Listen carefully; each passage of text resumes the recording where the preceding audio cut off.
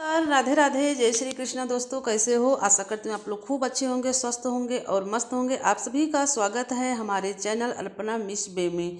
तो चलिए आज मैं आप लोगों के साथ शेयर करने वाली हूँ कि चंद्रग्रहण में लड्डू गोपाल की सेवा हमें कैसे करनी है और सूतक काल कब से लगना है, हमें कब से बचाव करना है, हमें मंदिर को कब से नहीं छूना है, कितने घंटे से पहले सूतक काल लगने वाला है। इन सभी जानकारियों के लिए पूरा वीडियो देखिएगा, तब आप लोगों को अच्छे से पता चल जाएगा कि हमें करना क्या है। तो आप लोगों को बता दें कि चंद्र ग्रहण में जो है 9 घंटे पहले सूतक लगता है और सूर्य ग्रहण में 12 घंटे पहले सूतक लग जाता है।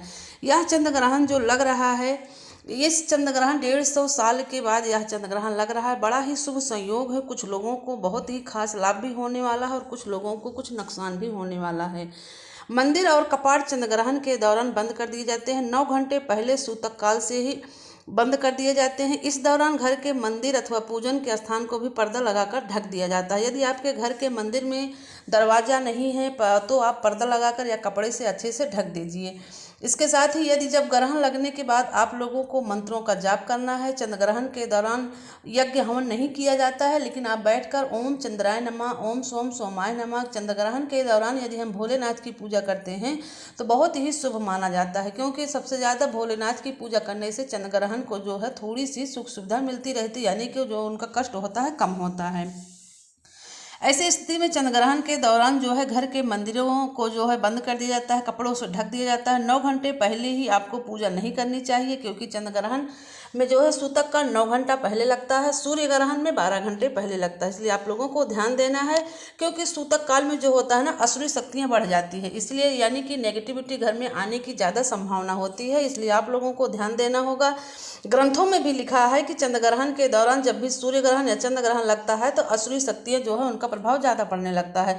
इस दौरान हमें पूजा पाठ, भगवान की मूर्तियों को स्पर्श नहीं करना चाहिए। सोना बिल्कुल वर्जित होता है। इस दौरान मंदिर के सभी कपाट बंद कर दिए जाते हैं। दूर के जो बड़े बड़े मंदिर हैं वो सूतक काल से ही बंद कर दिए जाते हैं।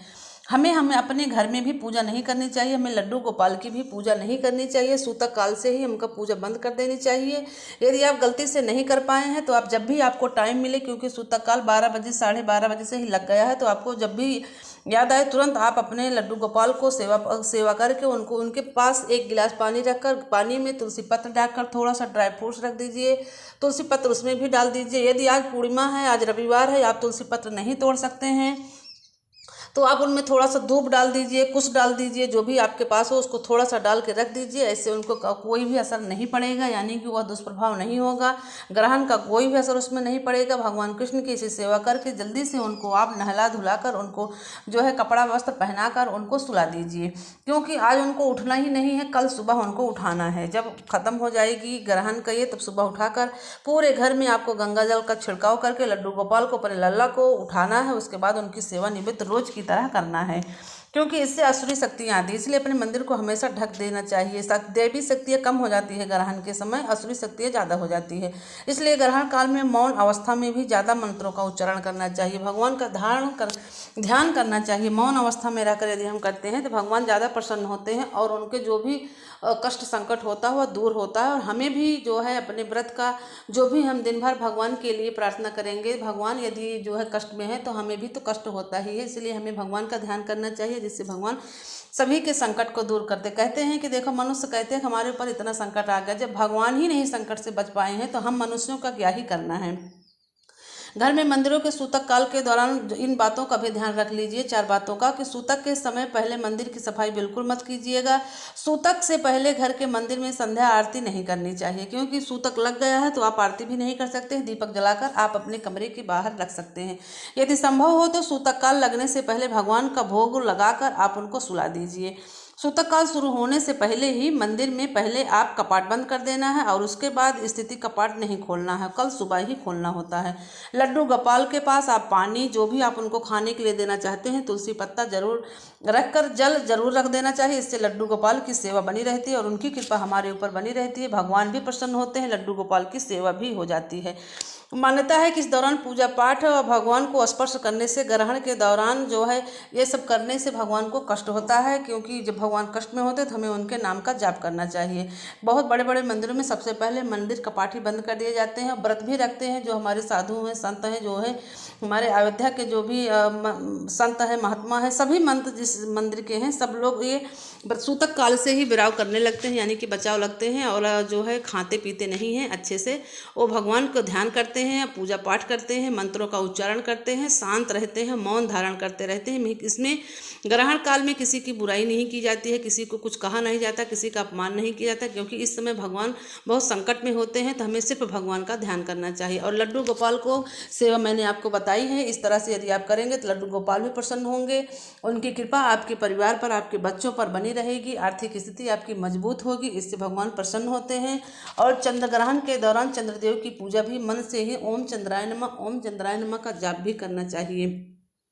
ऐसा करने से भगवान खूब प्रसन्न होते हैं, और जो है अगले दिन आपको बहुत अच्छा ही खुशखबरी मिलती है, और आपकी सेवा से प्रसन्न होकर लड्डू गोपाल, चंद्र भगवान, जितने भी देवी देवता हैं, अगर यदि आप मंत्रों का जाप करेंगे, पूजा पाठ करेंगे तो प्रसन्न होकर आपको जरूर ही जरूर अपनी जो है आशीर्वाद देकर ही जाते हैं। इसलिए आप लोगों को ध्यान देना है, क्योंकि इस दिन पूर्णिमा है तो चंद्र को अर्घ्य कैसे देना है, तो इस दिन आपको सिर्फ दूर से ही नमस्कार कर देना है, भगवान की आरती कर लेना, उनका पूजा पाठ बिल्कुल भी नहीं करना है, क्योंकि 9 घंटे पहले ही सूतक लग जाता है, तो इसमें पूजा पाठ करना अच्छा नहीं होता। इसलिए आप लोग इन चीज़ों का ध्यान रखिएगा, और अपने लड्डू गोपाल को इस तरह से सुलाकर और उनसे प्रार्थना कीजिएगा, भगवान ऐसे जो है चंद्र ग्रहण के दौरान मैं आपकी पूजा पाठ नहीं कर सकती हूँ, मेरे से जो भी गलती हुई होगी उसको आप क्षमा कीजिएगा। कल सुबह आप लोग उनसे निवृत्त होकर बताएंगे, जब भी ग्रहण खत्म होगा सुबह उठकर आपको अपने पूरे घर में गंगा जल का छिड़काव करके फिर लड्डू गोपाल को फिर से उठाना है, फिर से उनकी रोज की तरह सेवा करना है, और जो भी उनके पास रखा हुआ आप उसको ले जाकर कहीं छत पर किसी पेड़ के नीचे रख देना है। इससे जो भी चिड़िया कौवा जो भी खाएंगे, क्योंकि श्राद्ध का समय भी चल रहा है, जो भी चिड़िया कौवा गाय खाएंगे उससे आपको पुण्य ही मिलेगा। और एक बातों का और ध्यान रखना है कि श्राद्ध के समय आप लोगों को ऐसी कौन सी चीज़ें दान करना है, उसमें क्या करना है। जो भी आप दान करें श्राद्ध के दिन से उसमें काला तिल जरूर डाल दें, क्योंकि जब तक हमारे पितरों को काला तिल बहुत ही होता है, शुभ होता है, यदि हम उसको डाल कर देते हैं तो हमारे सीधा पितरों तक पहुँचता है। इसलिए बिल्कुल भी मत भूलिएगा, जो भी